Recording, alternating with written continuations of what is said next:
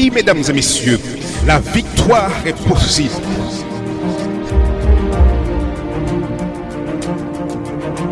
Ne perdez pas espoir.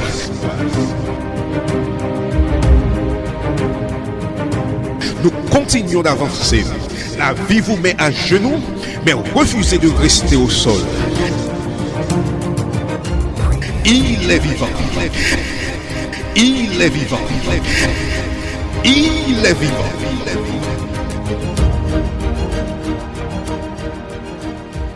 Mesdames et messieurs, RJV vous présente votre conférence biblique Voici ton Dieu.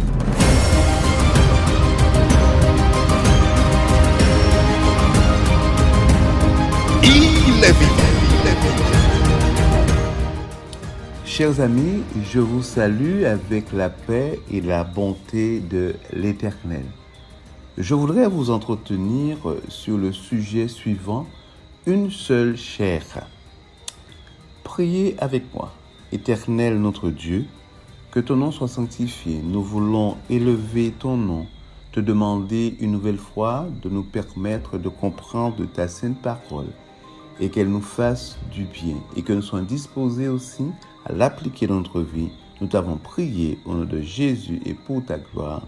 Amen. Chers amis, je voudrais vous inviter à prendre le texte qui se trouve dans Genèse 2, les versets 21 à 24. Genèse 2, les versets 21 à 24. Voilà ce que déclare la parole de Dieu. Alors l'Éternel Dieu fit tomber un profond sommeil sur l'homme qui s'endormit. Il prit une de ses côtes et referma la chair à sa place. L'Éternel Dieu forma une femme de la côte qu'il avait prise de l'homme et il l'amena vers l'homme. Et l'homme dit, voici cette fois celle qui est os de mes os et chair de ma chair. On l'appellera femme parce qu'elle a été prise de l'homme. C'est pourquoi l'homme quittera son père et sa mère et s'attachera à sa femme et ils deviendront une seule chair. Voilà ici une présentation qui nous est faite dans la parole de Dieu, particulièrement dans le livre de la Genèse, sur l'union entre deux êtres, un homme et une femme. Cette union est appelée tout simplement une seule chair. En effet, Dieu va créer la femme en provoquant un profond sommeil sur l'homme. À partir d'une côte, il va créer cette femme. Et vous noterez avec moi la manière dont Dieu va faire les choses, les étapes. Il crée la femme, il forme la femme de la côte de l'homme, il nous a dit, et ensuite il va amener cette femme vers l'homme. Donc vous voyez que la démarche est faite par Dieu. Et l'homme va s'exclamer en voyant cette femme, cette belle créature, en disant que voilà os de ses os, voilà chair de sa chair. Et il va appeler lui-même, on lui dit qu'on l'appellera femme parce qu'elle a été prise de l'homme. C'est parce que la femme a été prise de l'homme qu'elle est appelée femme. Et où cela devient très intéressant, enfin plus intéressant, c'est que il est fait ce commentaire que l'homme quittera son père et sa mère et s'attachera à sa femme et les deux deviendront une seule chair. Et chers amis, il est clair qu'ici que l'union que Dieu fait entre la femme et l'homme est une union qui est appelée une seule chair. Vous noterez avec moi que cette union se fait dans la différence. L'homme n'est pas la femme n'est pas l'homme. Il y a une différence de sexe, une différence psychologique aussi qui existe entre l'homme et la femme. Donc Dieu a décidé de faire union ou encore de faire une seule chair de deux êtres différents en la personne de la femme et de l'homme. En d'autres termes, chers amis, c'est que Dieu, qui est un Dieu rempli de grâce, mais aussi de variété dans sa création, va faire en sorte que l'union vienne de la différence de deux êtres. Et le texte précise bien que cette union s'appelle une seule chair. Donc, Dieu va faire de l'homme et de la femme une seule chair. Et cela veut dire qu'il va les unir afin que des deux puissent en résulter un. Et c'est là où se situe toute la beauté du geste que Dieu fait, de l'action qui est menée par Dieu. C'est Dieu qui emmène la femme, Ève, vers l'homme Adam, pour que Ève et Adam, dans l'union que Dieu va faire, va provoquer entre ces deux êtres, il en résulte une seule chair. Cela veut dire que s'il est vrai que les deux existent dans leurs différences, mais ils existent aussi dans leur union, dans leur unité. L'un et l'autre sont unis par Dieu. Et cette unité, chers amis, cette une seule chair dont parle la parole de Dieu est important et crucial pour comprendre le geste même, cet acte que Dieu est en train de faire en unissant les deux êtres.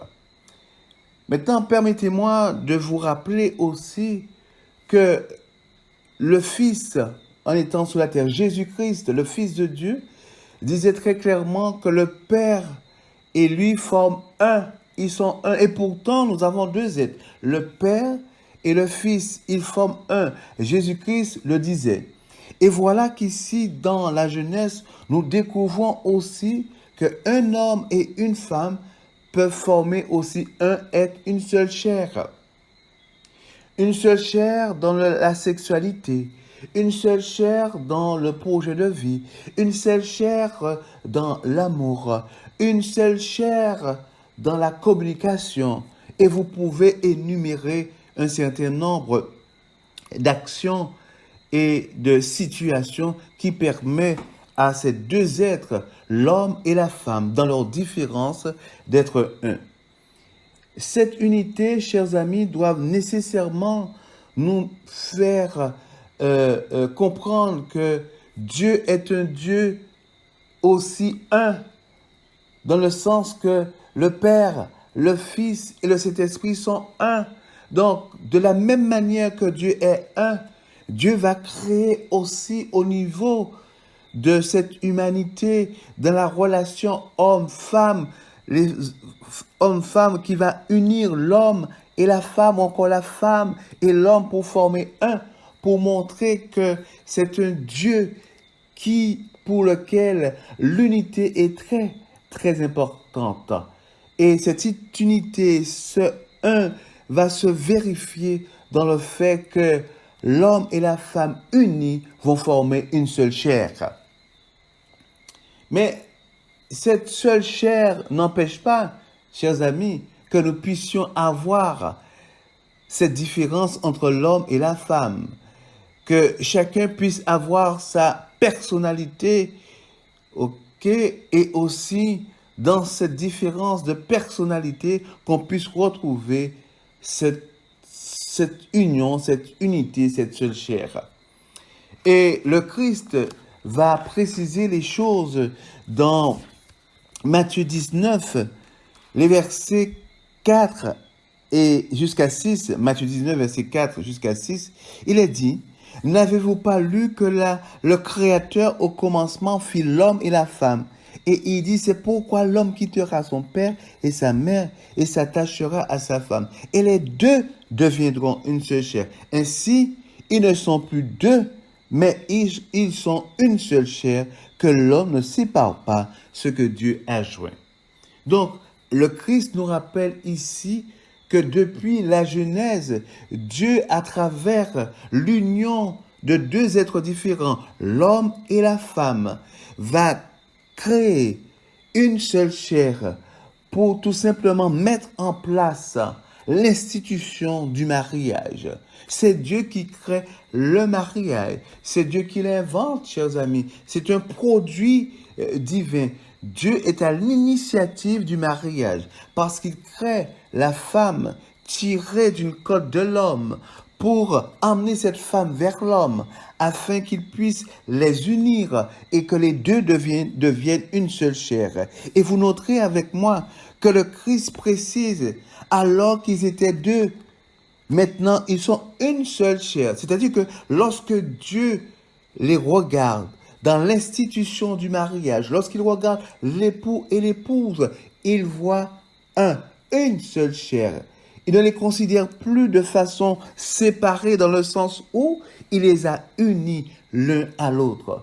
Et ici, il est clair que Jésus précise que c'est Dieu qui unit parce que c'est Dieu qui est à l'origine. C'est lui qui institue le mariage. En d'autres termes, comme c'est Dieu qui unit, l'homme ne peut pas se permettre de séparer, nous dit le Christ, ce que Dieu a joint. Chers amis, le mariage a une valeur importante. Le mariage a une valeur intrinsèquement divine parce que celui qui est à l'initiative de l'union de la différence entre l'homme et la femme, de créer une seule chair, rappelant ainsi l'unité de la Trinité, le Père, le Fils et le Saint-Esprit, ce Dieu, chers amis, est celui qui institue le mariage. Donc, pour vous dire à tous ceux qui sont mariés que votre mariage a une valeur divine, votre mariage a une importance d'unité à travers votre relation entre votre époux et vous, entre votre épouse et vous. Vous êtes tout simplement en train de perpétuer l'unité de ce Dieu et rester une seule chair comme Dieu l'a prévu dès le départ pour vous. Je vous invite à prier avec moi. Éternel notre Dieu, toi qui as institué le mariage, toi qui as permis que entre un homme et une femme puisse exister une unité qui se traduit par cette formule, les deux deviendront une seule chair. Une seule chair dans l'amour, une seule chair dans la communication, une seule chair dans la sexualité, une seule chair dans les finances. Parce que, tendre Père, tu veux permettre au couple, aux époux, de réaliser l'unité que l'on retrouve dans la Trinité.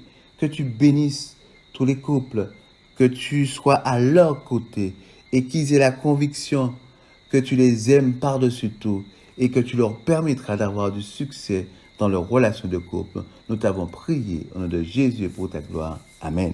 C'était votre conférence biblique « Voici ton Dieu ». Si vous avez besoin d'un éclairage, si vous voulez connaître davantage, si vous avez une question, l'équipe « Voici ton Dieu » est à votre disposition. N'hésitez pas à nous contacter par WhatsApp ou SMS au 06 94 233 352 06 94 233 352 ou alors par mail à evangiledevie.bible@gmail.com evangiledevie.bible@gmail.com. Nous vous remercions de votre écoute et à bientôt sur RJV.